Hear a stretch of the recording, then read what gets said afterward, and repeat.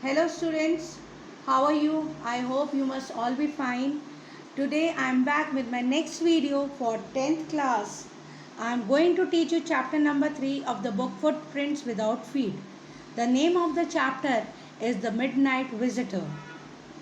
This story is of follower was surprised to see Oswald who is too fat to be a secret agent. तो ये Fowler जो कि एक व्यक्ति का नाम है वो ऑजबल को देख के काफ़ी चकित हो जाता है जो कि काफ़ी मोटा है और उसके फिजिक से यानी कि उसके देखने के बाद कोई ये नहीं कह सकता कि वो एक सीक्रेट एजेंट भी हो सकता है. ऑजबल tell him that he was going to get important papers for which many man had risk their life. तो वो उसे बताता है ऑजबल उसे बताता है फाउलर को कि वो जो है एक ऐसे इम्पॉर्टेंट पेपर्स के लिए आया है कि जिसकी वजह से कई लोगों ने अपनी ज़िंदगी खतरे में डाली है. When both of them reach Oswald's room, जब दोनों के दोनों वहाँ ऑजबल के रूम में पहुँच जाते हैं, Fowler was scared to see man standing in the room. Max, who is tall and thin man and having an automatic pistol in his hand.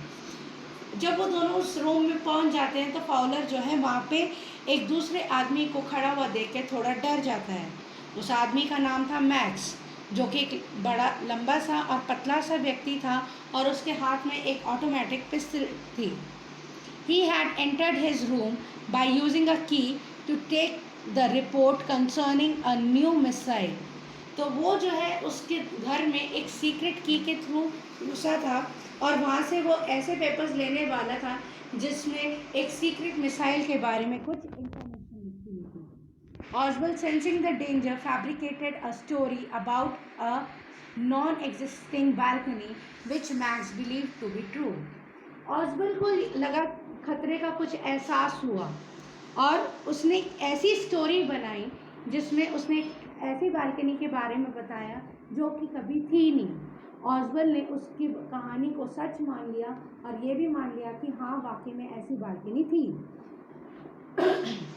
ऑजबल कहता है ऑजबल says that it was the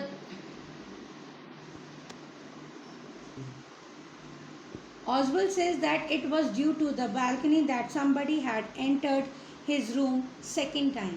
Oswald बताता है ये balcony के ही कारण है जिसकी वजह से दूसरी बार कोई उसके कमरे में दाखिल हुआ है. After some time there was knocking at the door. Max thought that there must be police outside the room to arrest him. तो इतनी वो कहता है थोड़ी ही देर बाद वहाँ दरवाजे पे खटखटाहट होती है. मैक्स ये सोचता है कि शायद वहाँ दरवाजे के बाहर पुलिस है जो कि उसे अरेस्ट करने आई है. मैक्स टोल्ड ऑजबल to open the door carefully without letting the police know about his presence. ऑजबल जो है डोर ओपन करने जाता है तो मैक्स उसे वार्न करता है कि ध्यान से दरवाज़ा खोले, पुलिस वालों को ये पता नहीं चलना चाहिए कि वो वहाँ पर है. He also told that he is going to hide in the balcony. वो उसे कहता है कि वो बालकनी में छुपने जा रहा है. As soon as he stepped in the balcony, he went straight down the street. जैसे ही वो बालकनी के लिए खिड़की से बाहर जाता है, पैर बाहर निकालता है, वो सीधा सड़क पे जाके गिर जाता है. Do you know why? आप लोगों को पता है क्यों?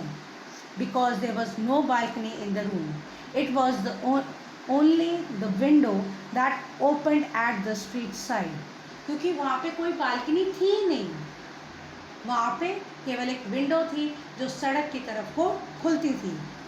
So children, this story tells us that we shouldn't panic at the time of danger. तो बच्चे इस कहानी से हमने क्या सीखा कि जब भी हमारे सामने कोई खतरे की स्थिति आती है तो हम लोगों को कभी भी घबराना नहीं चाहिए. And handle the situation calmly as ऑजबल डिड. हमें उसी तरीके से अपनी सिचुएशन को हैंडल करना चाहिए जैसे कि इस कहानी में ऑजबल ने किया, प्रेजेंस ऑफ माइंड यूज़ करके. I hope you all like the story.